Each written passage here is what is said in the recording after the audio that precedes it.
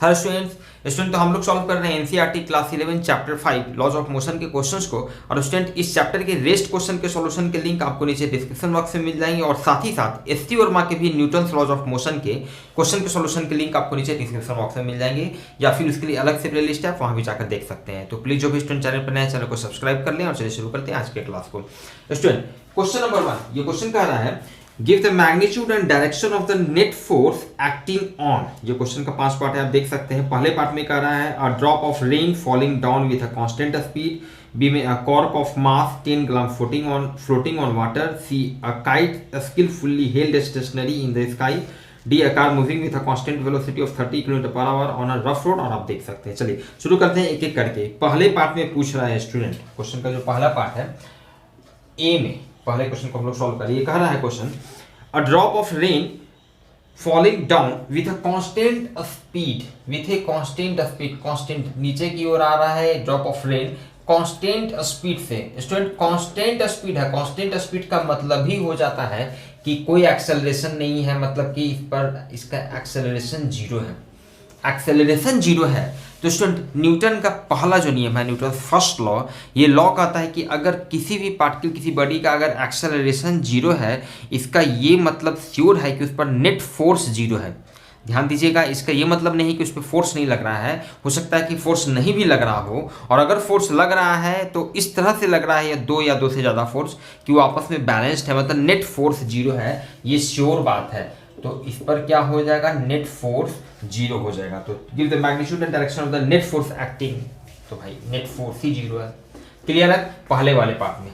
B part में, और आप समझ सकते हैं इसमें कौन कौन सा फोर्स लग रहा होगा भाई। इसमें जो फोर्स ऑफ ग्रेविटी इसके मास के चलते, इसका जिसको वेट भी कहते हैं, तो ये mg नीचे की ओर लग ही रहा होगा। और ऑब्वियसली चूंकि net acceleration, net force zero है, मतलब जो एयर रेजिस्टेंस होगा, फाइनली एयर रेजिस्टेंस इस पर जैसे भी लग रहा होगा, उसका रिजल्टेंट जस्ट इस mg के जस्ट वर्टिकली अपवर्ड डायरेक्शन में होगा। और दैट्स व्हाई ये दोनों फोर्स आपस में बैलेंस हो गए होंगे, मतलब नेट फोर्स जीरो हो गया होगा, मतलब F इक्वल्स टू mg हो गया होगा। Concept should be clear. चलिए बी पार्ट में देखते हैं। अ cork of mass 10 gram floating on water, ठीक है।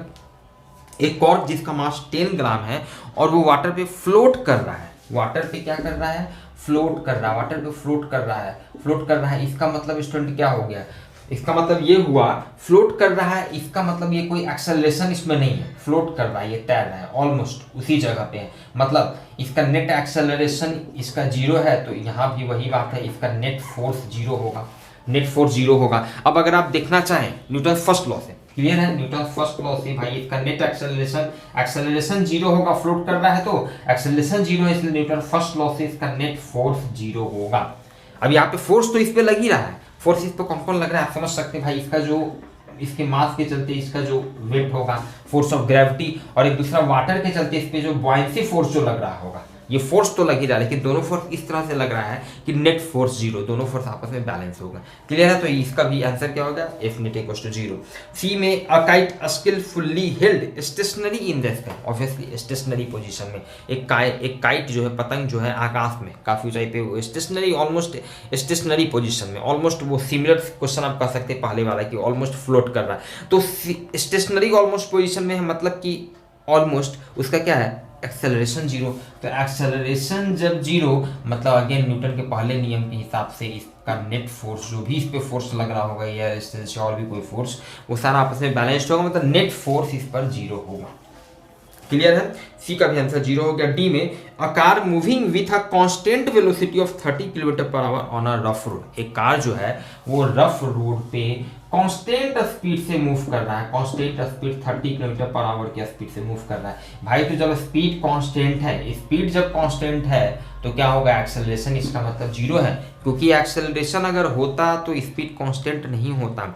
एक्सेलरेशन का काम ही है स्पीड को चेंज कर देना, वेलोसिटी को चेंज कर देना, बेटर टू से ये कहना ज़्यादा सही है। एक्सेलरेशन का काम है वेलोसिटी को चेंज करता रहा, ठीक है। तो अगर एक्सेलरेशन होता तो इसका जो मैग्नीट्यूड है, ये चूंकि स्ट्रेट लाइन पाथ में मूव कर रहा है, तो निश्चित रूप से ये चेंज होता, लेकिन ऐसा नहीं है, कांस्टेंट स्पीड से मूव कर रहा है, इसका मतलब एक्सेलरेशन जीरो। एक्सेलरेशन जीरो, इसका मतलब न्यूटन के पहले नियम के हिसाब से इस पर नेट फोर्स जो भी लग रहा होगा ये जीरो होगा, जो भी। अब ये चूंकि रफ सरफेस पे चल रहा है तो यहाँ पे फ्रिक्शनल फोर्स वगैरह भी होगा, इसका वेट भी होगा, जो भी फोर्स लग रहा होगा सब आपस में बैलेंस्ड होगा। क्लियर है, चलिए ई पार्ट में, a high speed electron in space far from all material objects and free of electric and magnetic fields। ठीक है, जिसमें भाई कह रहा है एक हाई स्पीड इलेक्ट्रॉन है इन स्पेस, ठीक है, एक हाई स्पीड, कोई स्पेस में कोई हाई स्पीड इलेक्ट्रॉन मूव कर रहा है। अब वो किसी भी बाकी दूसरे सारे ऑब्जेक्ट से काफ़ी दूर है, किसी भी तरह का कोई इलेक्ट्रोमैग्नेटिक फोर्स नहीं लग रहा है, कोई ना इलेक्ट्रिक फोर्स है, कोई ना इलेक्ट्रिक फील्ड है, ना मैग्नेटिक फील्ड है, किसी भी तरह का, सारे ऑब्जेक्ट से भी काफ़ी दूर है, कोई ग्रेविटेशनल फोर्स नहीं लग रहा है, मतलब इस पर तो भाई कोई फोर्स ही नहीं लग रहा है, तो हर हाल में इस पर भी नेट फोर्स क्या होगा, जीरो होगा। यहाँ पे डिफरेंस के नाम पे आप कह सकते हैं कि अब तक के इसके पहले के सारे एग्जाम्पल्स में क्या था कि फोर्स तो लग रहा था, चाहे वो स्टेशनरी काइट हो, चाहे आपका कांस्टेंट स्पीड से चलता हुआ कार हो, ठीक है, जो भी है, चाहे वो रेन ड्रॉप हो, सब में फोर्स लग रहा था, लेकिन सब बैलेंस थे आपस में, इसलिए नेट फोर्स जीरो था। इसमें क्या है, हाई स्पीड इलेक्ट्रॉन, ये इनफैक्ट इस केस में क्या है कि इस पर कोई फोर्स ही नहीं लग रहा है, क्लियर है, तो नेट फोर्स जीरो। चलिए स्टूडेंट हम लोग देखते हैं क्वेश्चन नंबर 2। ये क्वेश्चन कह रहा है student, a pebble of mass 0.05 kilogram is thrown vertically upwards. Give the direction and magnitude of the net force on the pebble A during its upward motion, during its downward motion, at the highest point where it is momentarily at rest. Question आगे कह रहा, do your answer changes if the pebble was thrown at an angle of 45 degree with the horizontal direction. Ignore air resistance. Clear है student, ये question कह रहा है 5.2 में ये क्वेश्चन कह रहा है A pebble of mass 0.05 kilogram, एक 0.05 किलोग्राम का जो भी एक पेबल है, इसको वर्टिकली अपवर्ड डायरेक्शन में थ्रोन, वर्टिकली अपवर्ड डायरेक्शन में इसको प्रोजेक्ट कर दिया जाता है। वर्टिकल मोशन है ग्रेविटी में, इस तरह के बहुत से क्वेश्चंस को हम लोगों ने किया है, तो वर्टिकली अपवर्ड डायरेक्शन में इसको क्या करते हैं हम लोग, प्रोजेक्ट कर देते हैं। तो इस पर पूछ रहा है give the direction and magnitude of the net force on the payable.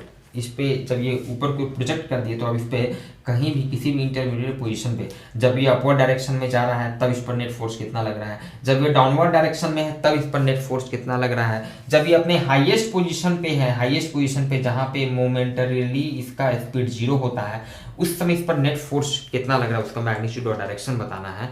तो स्टूडेंट आप समझ सकते हैं कि आप जब किसी ऑब्जेक्ट को वर्टिकली अपवर्ड डायरेक्शन में प्रोजेक्ट कर देते हैं, और साथ ही साथ इनफैक्ट इस क्वेश्चन में पूछ रहा है कि do your answer change if the pebble was thrown at an angle, अगर, या फिर क्या मेरा आंसर चेंज करेगा अगर इस पेबल को 45 डिग्री एंगल पे प्रोजेक्ट करते हैं, मतलब ये प्रोजेक्टाइल मिशन का केस। स्टूडेंट समझिएगा, कंसेप्ट क्लियर होना चाहिए।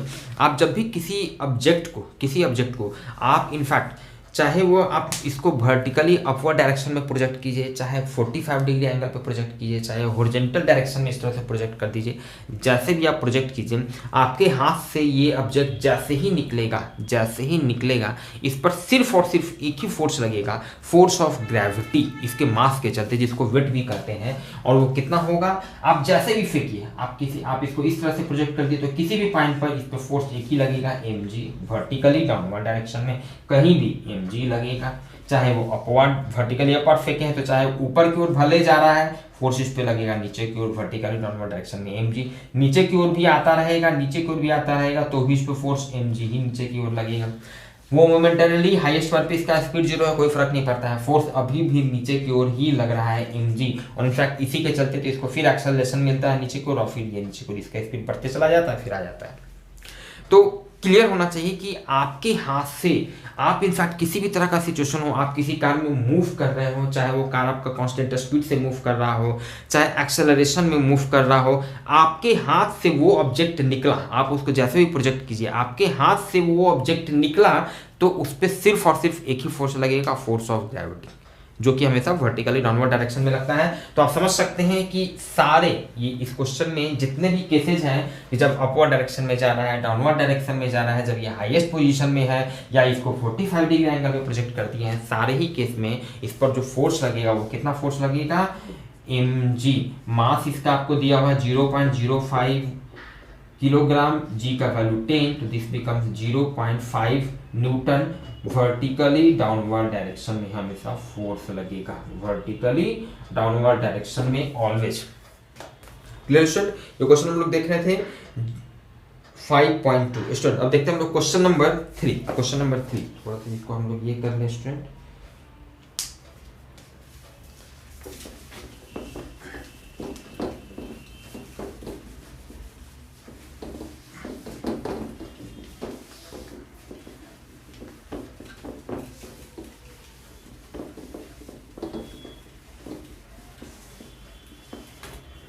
क्वेश्चन नंबर 3, स्टूडेंट क्वेश्चन कह रहा है give the magnitude and direction of the net force acting on a stone of mass 0.1 kilogram. चलिए ठीक है, एक स्टोन है उस पर जिसका मास आपको 0.1 किलोग्राम दिया गया है, तो डिफरेंट सिचुएशन में इस पे कितना नेट फोर्स जो लग रहा है उसका मैग्नीट्यूड और डायरेक्शन निकालना है।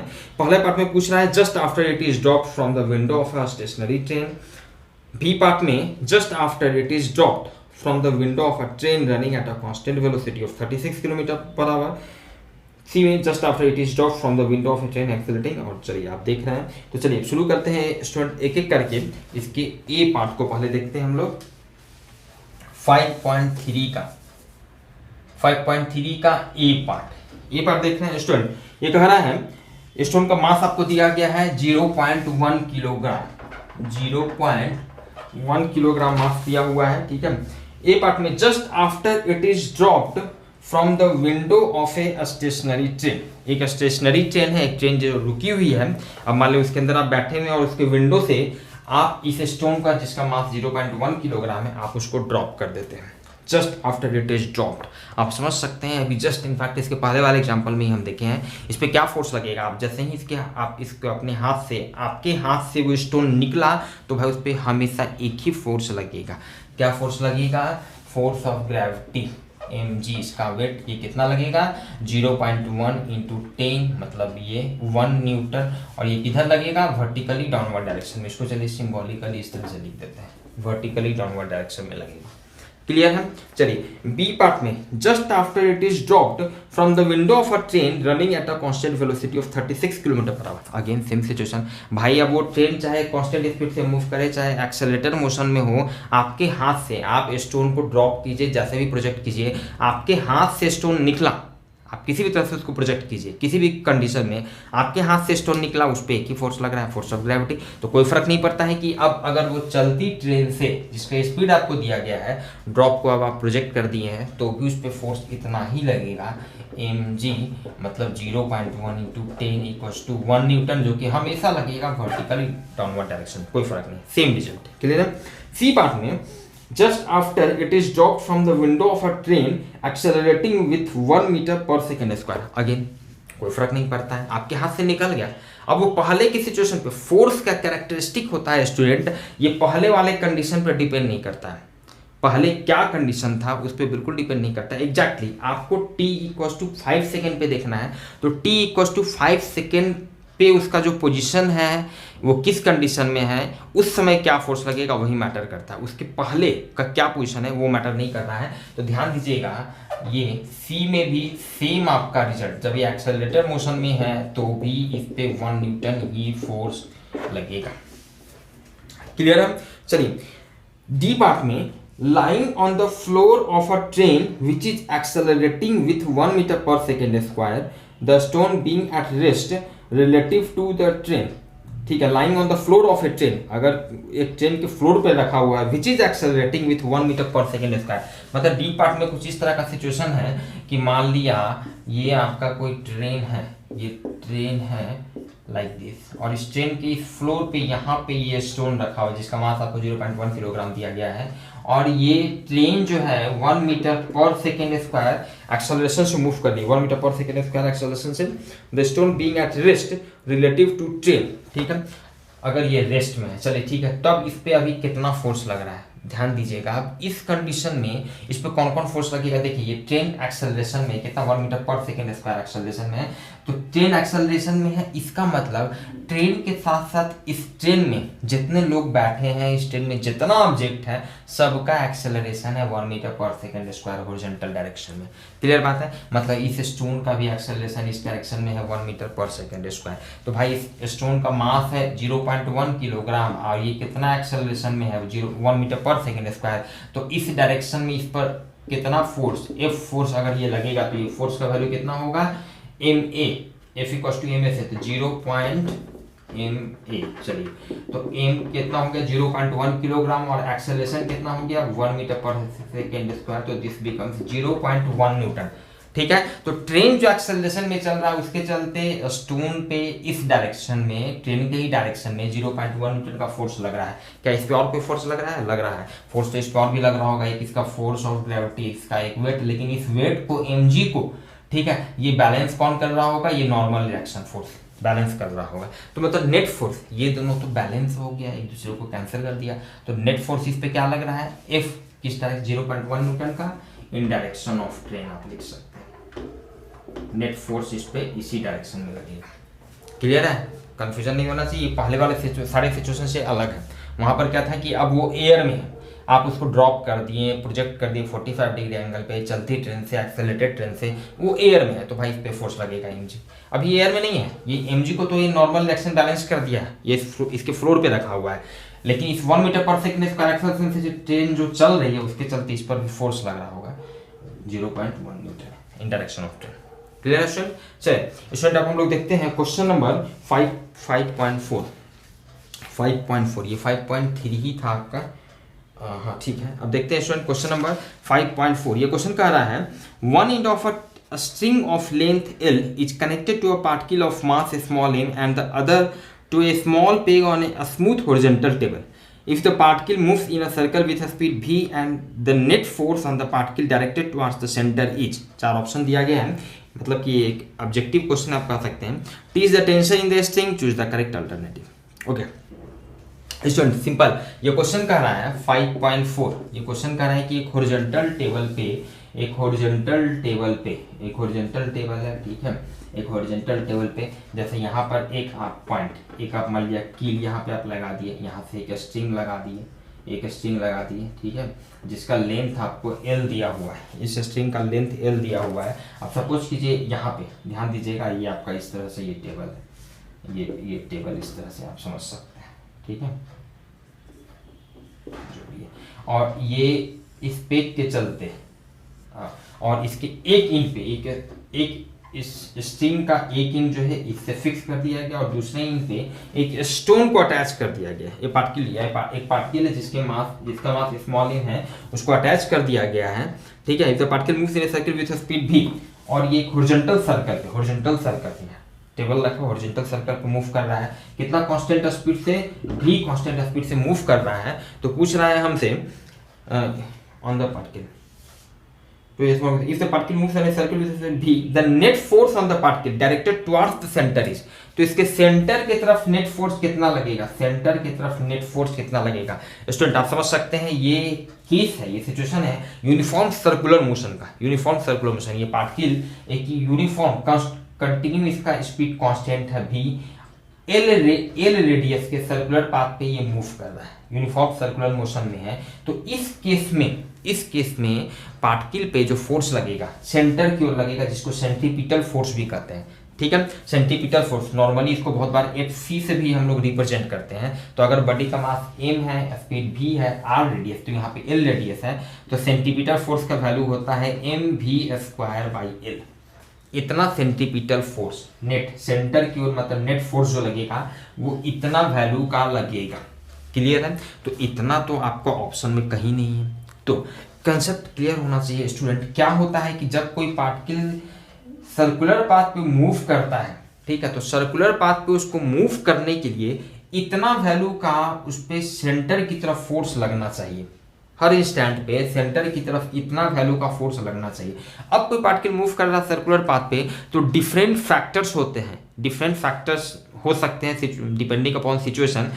जैसे यहाँ पर जो स्ट्रिंग में टेंशन जो डेवलप हो रहा है, टेंशन जो लग रहा है, यही टेंशन ही इतना फोर्स प्रोवाइड करेगा, इस पार्टिकल को टेंशन ही प्रोवाइड करेगा, इतना फोर्स सेंटर की तरफ हमेशा लगाएगा, जिसके चलते ये सर्कुलर पाथ पे मूव करेगा। मतलब कि इनफैक्ट ये टेंशन का जो वैल्यू है वही होगा mv²/l, यही आपका सेंट्रीपिटल फोर्स होगा। मतलब हम कहेंगे कि भाई यहाँ पर टेंशन जो है वही प्रोवाइड किया है required centripetal force to move this particle on this circular path. जैसे अब दूसरा एग्जांपल भी समझिए, एटॉमिक स्ट्रक्चर में आप पढ़े हैं, एटॉमिक स्ट्रक्चर के कंसेप्ट के हिसाब से कि सेंटर पे जैसे न्यूक्लियस में प्रोटॉन होता है, पॉजिटिव चार्ज होता है, इलेक्ट्रॉन क्या होता है डिफरेंट सर्कुलर ऑर्बिट्स में वो चक्कर लगाते हैं। तो वहां पर क्या है, इलेक्ट्रोस्टैटिक फोर्स जो होता है स्टूडेंट, इलेक्ट्रोस्टैटिक फोर्स यहाँ पर जैसे मान लिया प्रोटॉन है, यहाँ पे इलेक्ट्रॉन है, r रेडियस, ये मान लिया r रेडियस है, तो यहाँ पर क्या होता है इलेक्ट्रोस्टैटिक फोर्स जो होता है वही वही जो कि हम लोग कैसे करते हैं या और ऐसे समझिए, अभी तो इलेक्ट्रोस्टैटिक पढ़ने रहे तो थोड़ा डिटेल से 1/4 पे epsilon not Q1 Q2 electron का चार्ज इनटू प्रोटॉन का charge divided by r square. कुछ याद आ रहा है? क्लास 10 में भी थोड़ा बहुत पढ़े होंगे कूलम्ब्स लॉ। तो यहाँ पर क्या होता है कि रिक्वायर्ड सेंट्रीपिटल फोर्स जो होता है, अट्रैक्टिव फोर्स जो होता है, वही प्रोवाइड कराता है रिक्वायर्ड सेंट्रीपिटल फोर्स। क्लियर है? तो वहां पर इसी के चलते इसको सेंट्रीपिटल फोर्स mv²/L जो कि इतना के बराबर होगा, और इसी फोर्स के चलते फाइनली ये सर्कुलर पाथ पे मूव करता है। तो टेंशन का यही वैल्यू होगा, मतलब आप कह सकते हैं इसका फाइनली आंसर क्या होगा स्टूडेंट? टी होगा। क्लियर है?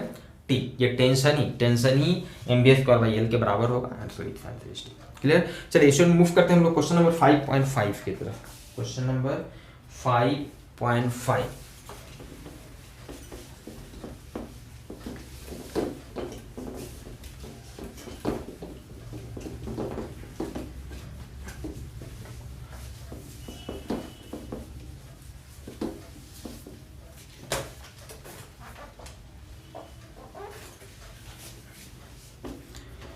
क्वेश्चन नंबर 5.5 स्टूडेंट ये क्वेश्चन कह रहा है a constant retarding force of 50 newton is applied to a body of mass 20 kilogram. 5.5 ठीक है।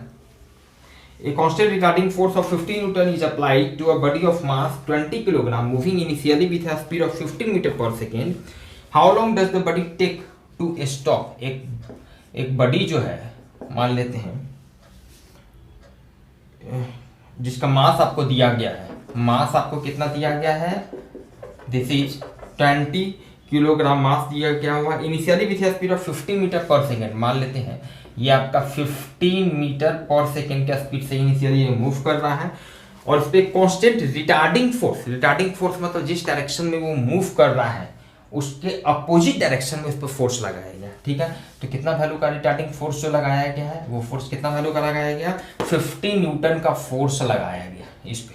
ठीक है, तो पूछ रहा है how long does the body take to stop. क्या होगा स्टूडेंट? अब चूंकि ये इस डायरेक्शन में मूव कर रहा था, फोर्स अपोजिट डायरेक्शन में लगा दिए, फोर्स इस डायरेक्शन में अपोजिट डायरेक्शन में लगा है, तो न्यूटन के दूसरे नियम के हिसाब से according to Newton second law F = ma vector के फॉर्म में, तो जिस डायरेक्शन में फोर्स होगा उसी डायरेक्शन में एक्सेलरेशन होगा,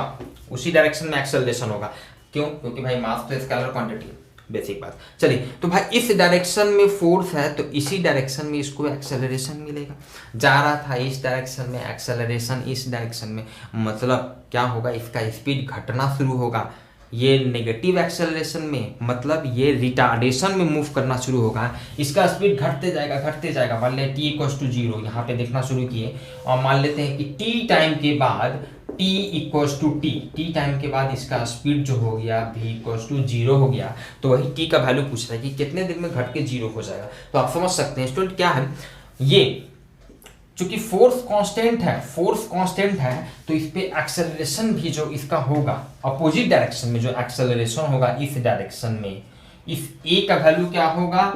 F/m according to Newton second law. ठीक है, फोर्स कितना लग रहा है? 50 न्यूटन। इसका मास कितना दिया हुआ है? मास दिया हुआ है 20 किलोग्राम, मतलब सिंपल ये, ठीक है ना? 50 न्यूटन/20 मतलब 2.5 मीटर पर सेकेंड स्क्वायर। इतना एक्सेलरेशन मतलब रिटार्डेशन कहिए, इतना एक्सेलरेशन इसका इस डायरेक्शन में होगा, मूव कर रहा है इस डायरेक्शन में, तो इसका स्पीड घटेगा। तो एक्सेलरेशन ध्यान दीजिए इसका वैल्यू कांस्टेंट है, क्योंकि फोर्स कांस्टेंट है, मास कांस्टेंट है, तो एक्सेलरेशन का वैल्यू भी हमेशा कांस्टेंट होगा। जब एक्सेलरेशन कांस्टेंट है इसका मतलब क्या हुआ कि हम लोग जो भी बेसिक काइनेमेटिकल इक्वेशंस है v = u + at s = ut - ½ like this जो भी है, वो सारे इक्वेशंस हम लोग अप्लाई कर सकते हैं। तो अप्लाई कर सकते हैं तो कोई दिक्कत नहीं है, हम लोग सीधे यहाँ पे क्या अप्लाई कर ले? टाइम निकालना है, एक्सेलरेशन पता है, ठीक है, इनिशियल वेलोसिटी पता है, तो हम लोग सीधे लगाएंगे क्या? v = u - at। Minus sign क्यों लिए? क्योंकि भाई ये रिटार्डेशन में जा रहा है। क्लियर है? चलिए, तो फाइनल वेलोसिटी v 0 है, इनिशियल स्पीड कितना? 15 माइनस एक्सेलरेशन कितना है? 2.5 इंटू टाइम कितना? टाइम तो निकालना है, इसलिए t हो गया 15/2.5, this is 150/25, this is 6 second is your answer. 6 second is your answer.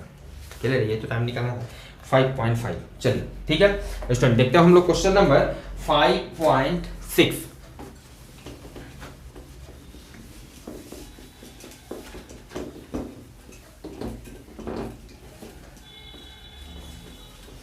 Question number 5.6 student, ये क्वेश्चन कह रहा है a constant force acting on a body of mass 3 kilogram changes its speed. एक constant force acting on a body of mass, ठीक है, changes its speed from 2 metre पर second to 3.5 metre पर second in 25 second. The direction of the motion of the body remains unchanged. What is the magnitude and direction of the force. चलिए ठीक है student, ये question कह रहा है 5.6, ठीक है, कोई बॉडी जो है, ठीक है, उसका स्पीड, इसका स्पीड शुरू में कितना था कितना चेंज हो गया है 2 मीटर पर सेकंड से 3.5 मीटर पर सेकंड। किसी टाइम पे मान लिया 2 मीटर पर सेकंड है और कुछ टाइम के बाद 3 मीटर पर सेकंड हो गया, सॉरी 3.5 मीटर पर सेकंड हो गया। इसका मास दिया हुआ है, इसका मास जो है, ये मास आपको दिया हुआ है, दिस इज क्वेश्चन हम लोग देखते हैं 5.6, 3 किलोग्राम मास दिया गया है, ठीक है। इट्स स्पीड इतना इन 25 सेकेंड में इस बॉडी का स्पीड जो है 2 मीटर पर सेकेंड से कितना हो गया, टी इक्वल्स टू 25 सेकेंड पे 3.5 मीटर पर सेकेंड हो गया। तो पूछ रहा है the direction of the motion of the body remains unchanged, what is the magnitude and direction of the force. तो मैग्नीट्यूड, फोर्स का मैग्नीट्यूड और डायरेक्शन बताना है। स्टूडेंट आप समझ सकते हैं, बहुत ही आसान है। ऑब्वियसली इसका स्पीड बढ़ा है तो स्पीड अपने आप तो बढ़ा नहीं होगा। स्पीड क्यों बढ़ा, स्पीड इसका बढ़ते गया, बढ़ते 3.5 मीटर पर सेकेंड हुआ, क्योंकि इस डायरेक्शन में इसका नेट एक्सेलरेशन इस डायरेक्शन में होगा और इस डायरेक्शन में एक्सेलरेशन होगा, जिसके चलते इसका स्पीड इस डायरेक्शन में बढ़ते गया, इधर ही जा रहा था, इसी डायरेक्शन में एक्सेलरेशन, स्पीड बढ़ते 25 सेकंड में 3.5 मीटर पर सेकंड हो गया। तो फोर्स कितना स्टूडेंट, तो सिंपल कैसे सोचेंगे भाई, तो न्यूटन सेकेंड लॉ के हिसाब से F इक्वल्स टू ma होता है। मास हम लोगों को दिया हुआ है, चलिए स्मॉल a ही कह देते हैं, कोई फर्क नहीं पड़ता है, मास दिया हुआ है। एक्सेलरेशन हम लोगों को निकालना होगा, एक्सेलरेशन निकाल लेंगे, मास से मल्टीप्लाई करेंगे, फोर्स निकल जाएगा जो कि निकालना है। क्लियर है। चलिए तो एक्सेलरेशन निकाल सकते हैं, फाइनल स्पीड पता है, इनिशियल स्पीड पता है, टाइम पता है, v equals to u plus a t, बहुत ही आसान है। फ्रॉम, और क्यों v plus u plus a t लगा सकते हैं, बिल्कुल लगा सकते हैं भाई, क्योंकि एक्सेलरेशन कांस्टेंट है, कांस्टेंट एक्सेलरेशन से मूव कर रहा है। v equals to u plus a t, constant acceleration से मतलब the remains the direction of motion of the body remains, हाँ ठीक है, what is the magnitude and direction of the body, ठीक है। v equals to u plus a t, v कितना है 3.5 equals to initial speed कितना है 2 plus a T, time कितना है 25 सेकेंड, इसलिए यहाँ पे एक्सेलरेशन कितना हो गया 3.5 minus 2/25, this is 1.5 divided by 25, this is 15/250, this is 50, this is 0.06, ये क्या हम निकाल रहे हैं मीटर पर सेकेंड स्क्वायर। Clear student. चलिए तो एक्सेलरेशन जब निकल चुका है तो फोर्स यहाँ पे निकाल सकते हैं। सो इस पे कितना नेट फोर्स लग रहा है, तो फोर्स इक्वल्स टू ma, तो दिस इज मास कितना है 3 किलोग्राम, एक्सेलरेशन 0.06, तो this is 0.18 Newton, 0.18 Newton. Direction के नाम पे लिख सकते हैं कि भाई जिस डायरेक्शन में बॉडी जा रहा था उसी डायरेक्शन में इस पे फोर्स लग रहा है। क्लियर है, डायरेक्शन मैग्नीट्यूड हो गया 0.18 न्यूटन। 5.6 देख रहे हैं आंसर में क्या लिखता है, किस फॉर्म में, 5.6 0.18 in the direction of motion, ठीक है। ओके चलिए बेसिक क्वेश्चन सब है, फॉर्मूला बेस्ड क्वेश्चन देखते हैं स्टूडेंट। हम लोग क्वेश्चन नंबर 5.7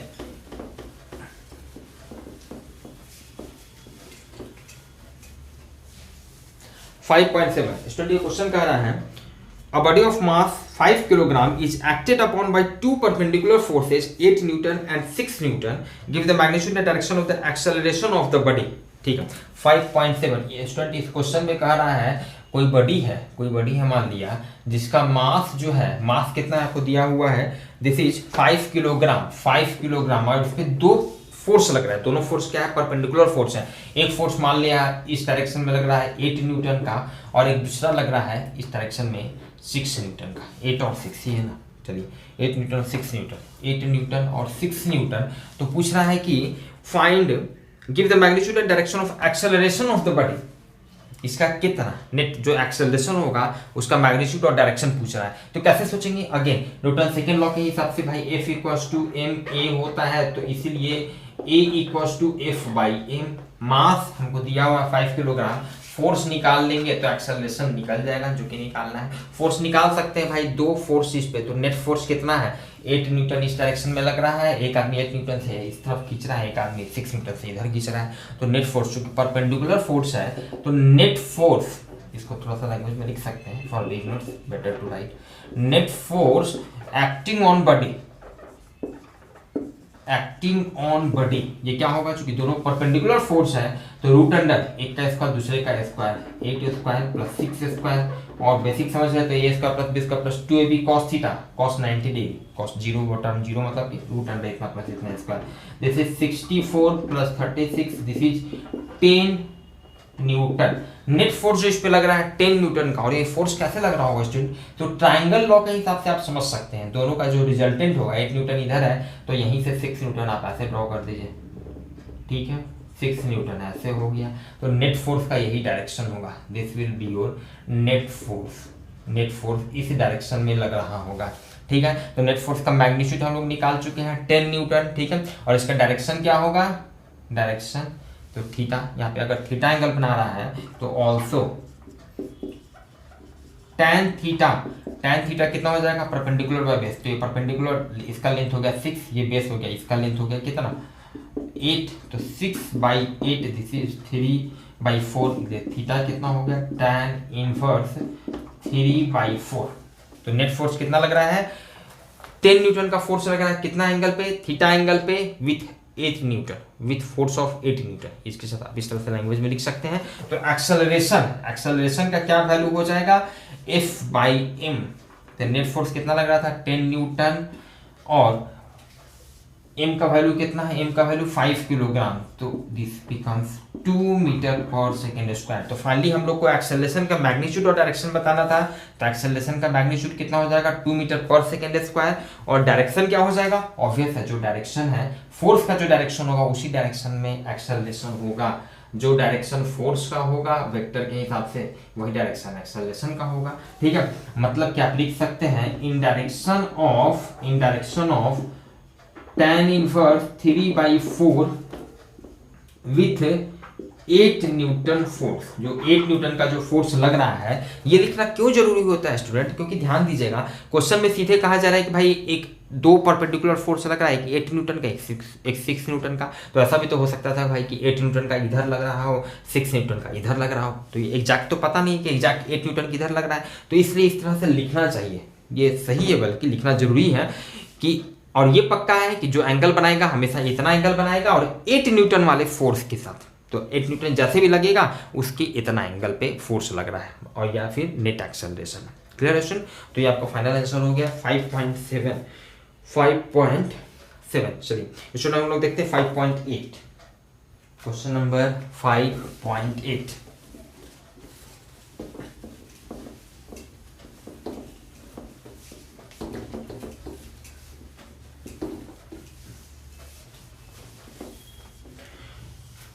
ये क्वेश्चन स्टूडेंट कह रहा है the driver of a three wheeler moving with a speed of 36 km/h sees a child standing in the middle of the road and brings his vehicle to rest in 4 seconds just in time to save the child. What is the average starting force on the vehicle? The mass of the 3-wheeler is this and the mass of the driver is this. Okay, चलिए 5.8 जो question कह रहा है driver of A with a speed of एक 3-व्हीलर driver है, 3-व्हीलर driver है, मान लिया कि ऑटो वगैरह लाइक दिस कुछ मान सकते हैं, ठीक है। तो यहाँ पे फिलहाल अभी आप दो ही समझिए जो भी है, ठीक है, चलिए कोई फर्क नहीं पड़ता है, ठीक है। तो ये जा रहा है कितना स्पीड से जा रहा है 36 km/h के स्पीड से जा रहा है, 36 किलोमीटर kmph के स्पीड से जा रहा था। अचानक देखता है कि भाई सामने में एक बच्चा है, एक बच्चा जो है रोड पर ही खेल रहा है। ओके, तो क्या करता है ये ब्रेक लगाता है, ऑब्वियस है ब्रेक लगाएगा, जिसके चलते क्या होगा इसका स्पीड घटते घटते 0 हो जाएगा। तो वही कह रहा है see the child standing in the middle of the end brings his vehicle to rest in 4 second just in time to save the child. और 4 सेकंड में ये अपने गाड़ी को इस तरह से ये रेस्ट में ले आता है, ये रेस्ट में ले आता है, ठीक है। मतलब इसका स्पीड जो है क्या हो जाता है 0 हो जाता है, ठीक है।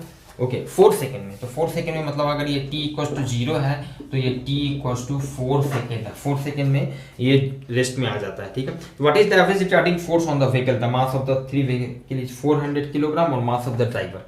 मास ऑफ व्हीकल का भी मास दिया हुआ है, ड्राइवर का भी मास दिया हुआ है, तो कोई फर्क नहीं है, आप एक साथ एज्यूम कर लेंगे। नेट mg या जो भी निकालना है, नेट मास हमको पता चल गया। फोर्स का वैल्यू स्टूडेंट निकालना है तो अगेन आप समझ सकते हैं न्यूटन सेकेंड लॉ के हिसाब से फोर्स का वैल्यू निकालना है तो कैसे सोचेंगे भाई? तो मास तो पता है ना, टोटल मास, इसका टोटल मास ये कितना हो जाएगा? दोनों का अलग अलग मास दिया हुआ है, एक का 400 किलोग्राम, एक का 65 किलोग्राम। तो 400 प्लस 65 मतलब 465 किलोग्राम मास है। क्लियर है स्टूडेंट? टोटल मास इसका इतना है, ठीक है। इनिशियल स्पीड कितना है? 36 किलोमीटर पर आवर। तो u जो है वो कितना है? 36 किलोमीटर पर आवर। इसको अगर मीटर पर सेकेंड में कन्वर्ट करेंगे तो 1000 से मल्टीप्लाई किए तो मीटर हो गया, 3600 से हम डिवाइड किए तो सेकेंड हो गया, 0 दिस बिकम्स 10 मीटर पर सेकेंड। क्लियर है? फाइनल स्पीड भी 0 है, t इक्वल्स टू 4 सेकेंड। तो एक्सेलरेशन निकाल सकते हैं, बिल्कुल निकाल सकते हैं। एक्सेलरेशन कितना हो जाएगा? v equals to u minus a t. Obvious है माइनस इसलिए लेंगे क्योंकि रिटार्डेशन में जा रहा है, ब्रेक लगाना शुरू किया, मतलब कि जिस डायरेक्शन में मोशन है उसकी अपोजिट डायरेक्शन में फोर्स लगना शुरू हुआ, उसकी अपोजिट डायरेक्शन में एक्सेलरेशन है, जिसके चलते इसका स्पीड घटते घटते घटते 0 हो गया, इसलिए यहाँ पे माइनस साइन ले लेते हैं, ठीक है। तो फाइनल स्पीड v 0 हो गया, इनिशियल स्पीड 10 है माइनस a इंटू, क्लियर होना चाहिए एक्सेलरेशन का एक्चुअल में ये डायरेक्शन है, ठीक है ना, रिटार्डेशन में जा रहा है। टाइम कितना हो गया? Time 4 second. तो यहां से a कितना हो जाएगा? 10/4 5/2 मीटर पर सेकेंड। इसका इतना इसका एक्सेलरेशन हो गया स्टूडेंट, ठीक है। तो हम लोगों को क्या निकालना है? फोर्स निकालना है ना, 5.8। What is the average retarding force on the vehicle? Force निकालना है तो फोर्स कितना लगेगा, इसलिए फोर्स कितना हो जाएगा? ma। तो नेट इसका टोटल मास कितना है? 465 किलोग्राम इंटू 5/2। ओके चलिए ठीक है, this is 2325 divided by 2, this becomes 116.5 Newton, 1162.5 Newton. इतना वैल्यू का फोर्स लगेगा अपोजिट डायरेक्शन में, इतना वैल्यू का फोर्स लगेगा अपोजिट डायरेक्शन में। क्लियर है स्टूडेंट? चलिए हाँ ठीक है, आप इसको सॉल्व करके देख लेंगे। 465 इंटू 2.5 लिखना भाई है, जो भी आएगा, ठीक है स्टूडेंट। चलिए देखते हैं स्टूडेंट हम लोग क्वेश्चन नंबर 5.9। अब तक जो भी क्वेश्चन मिल रहे हैं इनफैक्ट आप कह सकते हैं सब फॉर्मूला बेस्ड, बहुत ही इजी क्वेश्चंस है। ऐसा नहीं कि 2-3 कंसेप्ट को मिलाया हुआ क्वेश्चन है, ऐसा कोई बात नहीं है, सब इजी ही क्वेश्चन है।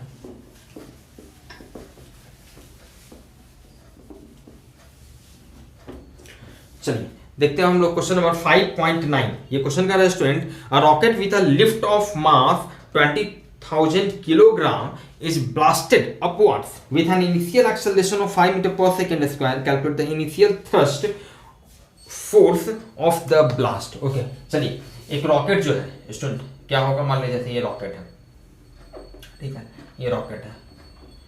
तो अभी क्या है कि इसका जो वेट जो है, इसका वेट जो है स्टार्टिंग में मान लेते हैं इसका मास, ये मास आपको दिया हुआ है, दिस इज 20,000 किलोग्राम। 20,000 ये आपको इसका मास दिया होता है। शुरू में क्या है भाई, इसका शुरू में तो ये अपने वेट के चलते mg जो फोर्स नीचे की ओर लग रहा है इसके चलते ये अपना, ठीक है, ये ग्राउंड पे है यहाँ पे, ओके ना। अब ये क्या है कि भाई इसको लिफ्ट ऑफ करना है, लिफ्ट ऑफ करेगा तो क्या करेगा, तो ये कहा क्वेश्चन में आपको दिया हुआ है कि इनिशियल कितना एक्सेलरेशन से ये मूव करना शुरू करता है। एक्सेलरेशन का वैल्यू दिया हुआ है 5 मीटर पर सेकेंड स्क्वायर, 5 मीटर पर सेकेंड स्क्वायर, ठीक है। तो पूछ रहा है हमसे calculate the initial thrust force of the blast, initial thrust force of the blast. ध्यान दीजिएगा नेट जो फोर्स जो ऊपर की ओर इसका होगा F, अगर इसको हम F मान लेते हैं तो F का वैल्यू निकालना है, मतलब फ्रॉम न्यूटन सेकेंड लॉ आप लिख सकते हैं, थोड़ा अगर क्लियर करना चाहें फ्रॉम न्यूटन सेकेंड लॉ, ध्यान दीजिएगा इसको हम लोग लिख सकते हैं नेट फोर्स मतलब ये जो थ्रस्ट जिसको कह रहे हैं, thrust on rocket in upward direction, in upward direction. भाई नेट फोर्स ऊपर की ओर होगा तभी तो ये मूव करना शुरू करेगा, क्लियर है ना। तो इक्वल टू क्या होगा, according to Newton second law, mass into acceleration in upward direction, in upward direction, ठीक है। तो नेट फोर्स ध्यान दीजिएगा, फोर्सेस पे कौन कौन लग रहा है, एक एफ जिसका वैल्यू निकालना है, एक एम जी फोर्स नीचे की ओर लग रहा है। तो नेट फोर्स ऊपर की ओर कितना हो गया, F minus M G, clear है। F minus M G equal to mass इसका और इनटू एक्सेलरेशन, इसको मान लेते हैं अगर ए मान लेते हैं तो ए का वैल्यू भी दिया हुआ है 5 मीटर पर सेकेंड स्क्वायर, 5 मीटर पर सेकेंड स्क्वायर, क्लियर है। तो यहाँ से आपका एफ का वैल्यू निकल जाएगा M G plus M A, M into G plus A, सबका वैल्यू पुट कर देते हैं। दिस इज 20,000, जी का वैल्यू 10 और ए का वैल्यू आपका है 5, दिस इज 15।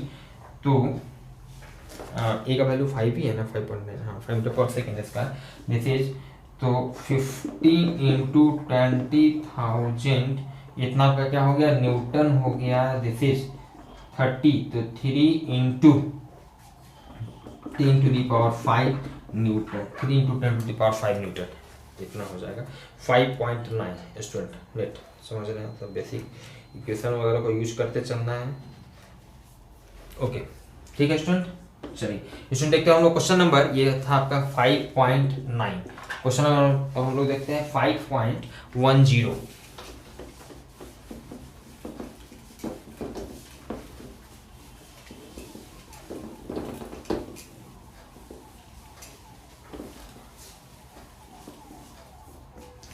5.10 स्टूडेंट ये क्वेश्चन कह रहा है, a body of mass 0.4 kilogram moving initially with a constant speed of 10 meter per second to the north is subject to a constant force of 8 newton directed towards the south for 30 seconds.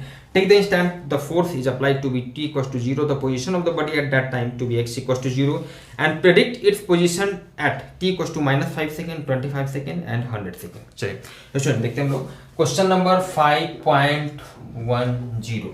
ये question कह रहा है body of call east west north south का कुछ चक्कर है, ठीक है।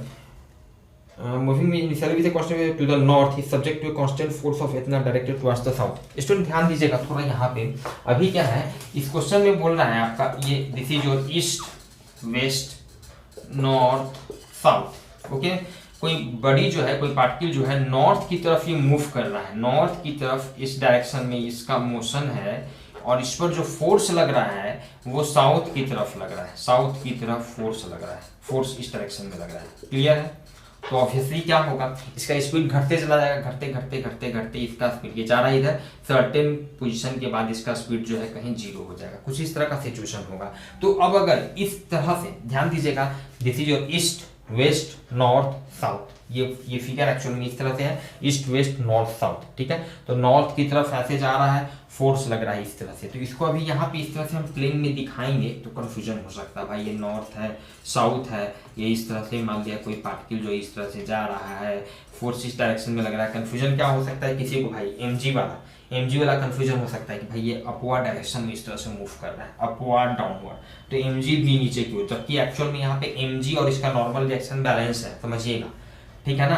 तो इस तरह से शो करने में नॉर्थ साउथ को इस तरह से शो करने में ये कंफ्यूजन हो सकता है। तो थोड़ा देर के लिए हम लोग ऐसा कर लेते हैं ना, इस तरह से दिखा देते हैं, मान लेते हैं, ध्यान दीजिएगा, ये इतना बड़ा बनाने का भी कारण है क्योंकि टी के अलग अलग पोजीशन पे अलग अलग टाइम पे अलग अलग पोजीशन पूछ रहा है, तो थोड़ा सा यहाँ पे क्लियर होगा उसमें। तो मान लेते हैं इस तरह से, नॉर्थ इधर मान लेते हैं, साउथ इधर मान लेते हैं, क्लियर है, नॉर्थ इधर साउथ इधर। अब ध्यान दीजिएगा, मान लेते हैं t इक्वल्स टू 0 पे बॉडी जो है this is t equals to 0 है और इसका पोजीशन कितना है, x इक्वल्स टू 0 यहाँ है, ठीक है, ओके। और ये नॉर्थ की तरफ चल रहा है, नॉर्थ की तरफ ये चल रहा है 0.4 किलोग्राम। अच्छा बॉडी का मास दिया हुआ है, मास दिया हुआ है 0.4 kilogram, okay. Moving initially with a constant speed of 10 metre पर सेकेंड टू द नॉर्थ, और ये 10 मीटर पर सेकेंड के स्पीड से 10 मीटर पर सेकेंड के स्पीड से इस डायरेक्शन में नॉर्थ की तरफ जा रही है, ठीक है, okay. To the north is subject to constant force of 8 newton directed towards the south for 30 second, और इस पे फोर्स एक लग जाता है साउथ की तरफ, मतलब इसके अपोजिट डायरेक्शन में इस पे फोर्स लगता है। कितना फोर्स लगता है? ये फोर्स लगता है आपका स्टूडेंट 8 न्यूटन का फोर्स लगता है, 8 न्यूटन का फोर्स। तो ध्यान दीजिएगा, फोर्स इस डायरेक्शन में है तो newton according to Newton second law F equals to ma, vector form में लिखे तो और भी क्लियर होगा। जिस डायरेक्शन में फोर्स होगा उसी डायरेक्शन में एक्सेलरेशन होगा। क्लियर है? तभी तो दो वेक्टर बराबर होगा, एक वेक्टर F एक वेक्टर ma। दोनों बराबर कब होगा? जब दोनों का डायरेक्शन सेम होगा, मैग्नीट्यूड भी सेम होगा। तो भाई जिस डायरेक्शन में फोर्स होगा उसी डायरेक्शन में एक्सेलरेशन होगा, क्योंकि मास तो स्केलर है। इसका मतलब इसका एक्सेलरेशन भी इसी डायरेक्शन में होगा, एक्सेलरेशन भी इसी डायरेक्शन में होगा, और एक्सेलरेशन का मैग्नीट्यूड कांस्टेंट होगा, कांस्टेंट होगा। कितना वैल्यू का एक्सेलरेशन लगेगा? मास जब इतना है, मास जब इतना है, ये आपका नॉर्थ हो गया मान लीजिए, मास जब इतना है तो एक्सेलरेशन कितना होगा? F/m इक्वल्स टू फोर्स कितना है? तो 8 न्यूटन का फोर्स लग रहा है, मास कितना है? 0.4, मतलब कि 20, हाँ ठीक है, 20 मीटर पर सेकेंड स्क्वायर का एक्सेलरेशन इस डायरेक्शन में होगा, 20 मीटर पर सेकेंड स्क्वायर का। क्लियर है? लेकिन क्वेश्चन में दिया हुआ है कि ये फोर्स लगता है 30 सेकेंड तक ही फोर्स लगता है, ठीक है। तो अलग अलग टाइम पे take the instant the force is applied to be t equals to 0, ठीक है। t equals to 0 the position of the body at that time t to be x equals to 0 position t equals to -5 second, 25 second and 100 second. कब कब हम लोगों को position निकालना है? t equals to -5 second, 25 second और 100 second पे particle या बॉडी का क्या पोजीशन होगा वही हम लोगों को निकालना है। ध्यान दीजिएगा, मतलब कि कोई पोजीशन, कोई पर्सन जो है मान लीजिए इसी ऑरिजिन पे यहीं पे एकदम खड़ा है, अब देख रहा है, अब देख रहा है, तो एक एक करके निकालते हैं। At t equals to -5 second, ध्यान दीजिएगा, t इक्वल्स टू -5 सेकेंड, मतलब कि ये यहाँ से जो मोशन शुरू हुआ इसके 5 सेकेंड पहले, -5 सेकेंड का मतलब इससे 5 सेकेंड पहले इसका क्या पोजीशन था? तो भाई फोर्स तो यहाँ से लगना शुरू हुआ है ना, एग्जैक्टली इस टाइम पे लगना शुरू हुआ है। इसके पहले फोर्स नहीं लग रहा था, तो इसके पहले क्या हुआ? इसके पहले ये कांस्टेंट स्पीड 10 मीटर पर सेकेंड कांस्टेंट स्पीड से ऐसे आ रहा होगा, 10 मीटर पर सेकेंड से ऐसे आ रहा होगा, और जैसे ही यहाँ पे पहुंचा इस पे 8 न्यूटन का फोर्स इस डायरेक्शन में लगना शुरू हो गया। क्लियर है? तो इससे 5 सेकेंड पहले इसका क्या पोजीशन था? तो 5 सेकेंड पहले ये कांस्टेंट स्पीड 10 मीटर पर सेकेंड से चला है, तो 5 सेकेंड में कितना चलेगा? 10 × 5 मतलब 50 मीटर। ये 50 मीटर मतलब कि कुछ ऐसा ये यहाँ पे होगा, ये t इक्वल्स टू -5 सेकेंड पे ये इसका यहाँ पे होगा, और ये होगा x इक्वल्स टू -50 मीटर, मतलब ये लेंथ होगा -50 मीटर। क्लियर है स्टूडेंट? क्लियर है? मतलब कि ये जो पोजीशन जिसको आप कह सकते हैं इस तरह से, ये पर्सन तो यहाँ पे खड़ा होकर मान लिया देख ही रहा है अपना, ठीक है। तो इसको अगर S1 कहते हैं, ये अगर S1 कहते हैं, तो ये S1 हम लोग कैसे कैलकुलेट किए हैं भाई? तो 5 सेकेंड पहले कांस्टेंट स्पीड से चल रहा है, तो 5 सेकेंड में कितना चला है? तो 10 VT, तो 10 × 5 मतलब 50 मीटर चला। और माइनस क्यों लिए? क्योंकि ये इसके पहले था, तो मतलब एग्जैक्ट आंसर कितना हो जाएगा? -5t। तो इसको ऐसा कहते हैं, माइनस यहाँ पर ले लेते हैं तो और बेहतर होगा, माइनस लेने का मतलब आप समझ रहे हैं। क्लियर है? चलिए अब दूसरा निकालना है। At t equals to 25 second पे, t इक्वल्स टू 25 सेकेंड पे, ध्यान दीजिएगा, t इक्वल्स टू 25 सेकेंड पे स्टूडेंट, तो t इक्वल्स टू 0 पे यहाँ पे क्या है कि फोर्स लगना शुरू हो गया, मतलब फोर्स लगने लगा जिसके चलते एक्सेलरेशन इधर है, इसका स्पीड इधर है, मतलब ये रिटार्डेशन में जा रहा है। तो 25 सेकेंड में ये कितना दूर चला? तो बहुत ही आसान है, नहीं ये तो डायरेक्ट हम लोग इक्वेशन यहाँ पे लगा लेते हैं, s equals to ut - ½ at²। कोई कंफ्यूजन है? माइनस क्यों ले रहे हैं? क्योंकि रिटार्डेशन में जा रहा है, ये रिटार्डेशन में जा रहा है, इसलिए इसका हम लोग माइनस साइन ले लिए, ठीक है। तो यहाँ पे इनिशियल स्पीड कितना है? 10, टाइम कितना है? 25 -½ इंटू एक्सेलरेशन कितना है? एक्सेलरेशन का वैल्यू 20 इंटू टाइम कितना लगा? टाइम कितना है 25 में, तो 25 का स्क्वायर।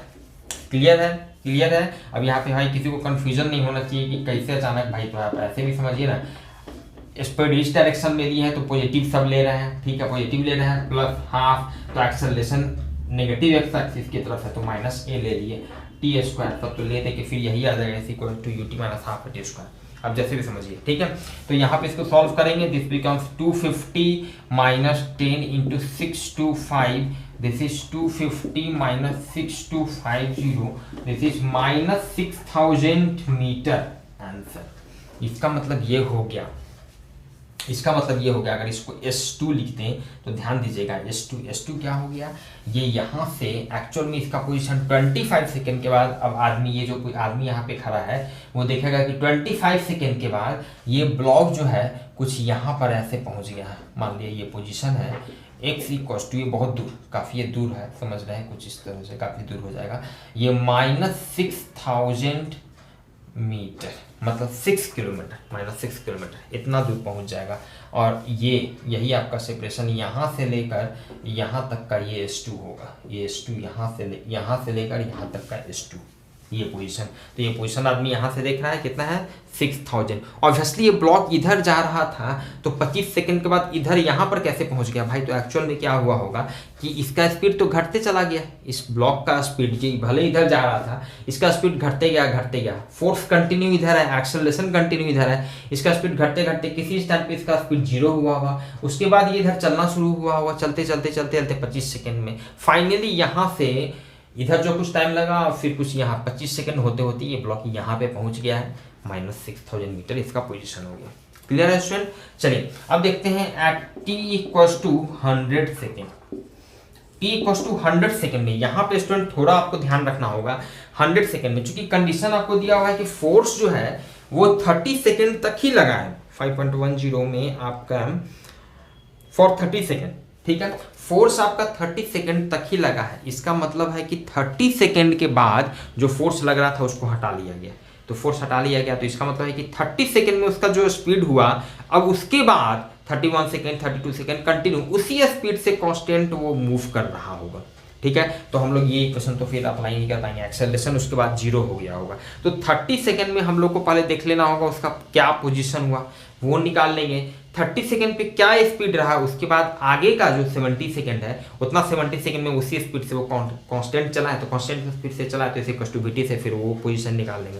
देखते हैं, तो यहाँ पे 2 पार्ट में करके निकालना होगा, फ्रॉम t, देखिएगा 0 से t जो है 30 सेकेंड तक में, 30 सेकेंड तक में ये कितना डिस्टेंस चला, तो मान लेते हैं ये 30 सेकेंड में ये डिस्टेंस चला है S3 मतलब यहाँ से S3 जो है वो डिस्टेंस निकाल रहे हैं। तो अगेन आप समझ रहे हैं स्पीड इधर है, एक्सेलरेशन इधर है, तो ut माना था हाफ एटी स्क्वायर, डायरेक्ट ये फॉर्मूला लगाएंगे, ठीक है। स्पीड कितना हो गया इसका, स्पीड कितना कांस्टेंट, इनिशियल स्पीड कितना है 10 मीटर पर सेकेंड, t हो गया 30 माइनस हाफ, एक्सेलरेशन कितना है 20 इंटू 30 का स्क्वायर, क्लियर है। This is 300 minus 10 into 900, clear है।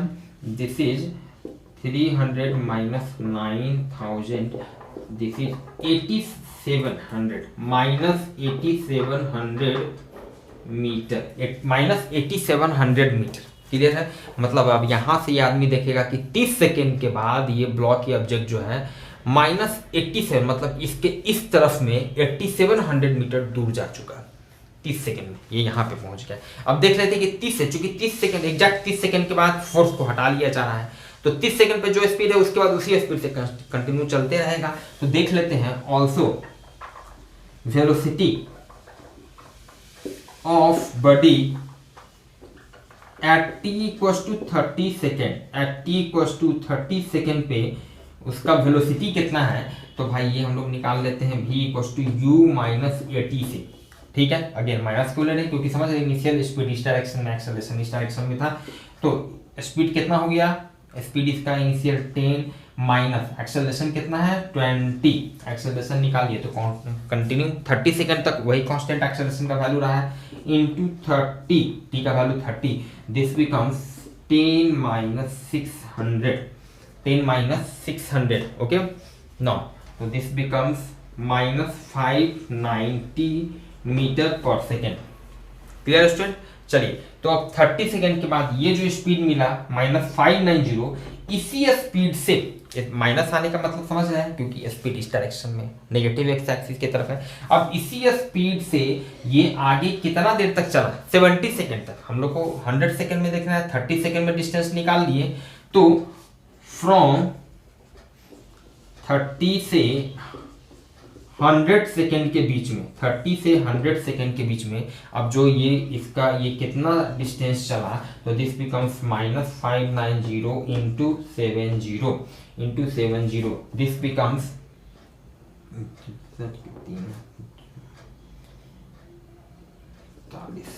413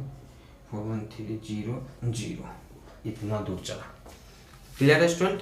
चलिए ओके स्टूडेंट, चलिए तो ये इतना दूर चला, आगे का नेक्स्ट 70 सेकेंड में, 70 कैसे लिए 30 से 100 के बीच में, तो net finally so net position इसका क्या हो जाएगा, ये जो आदमी है या आप जो यहाँ पे खड़े हैं वो देखिएगा भाई ये 30 सेकेंड में ये चला गया है हमसे 8700 मीटर दूर हमसे चला गया, और उसके बाद फर्दर 70 सेकेंड में और कितना दूर ये चल दिया 41300 मीटर और चला गया, तो नेट पोजीशन क्या हो जाएगा S3 प्लस S4, इतना दूर ये इस आदमी से चला गया, कितना चला गया तो -8700 माइनस 41300, मतलब ये 005 माइनस, मतलब -50,000 मतलब -50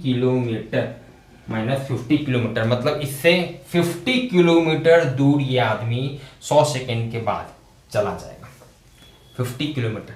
ये था क्वेश्चन स्टूडेंट 5.10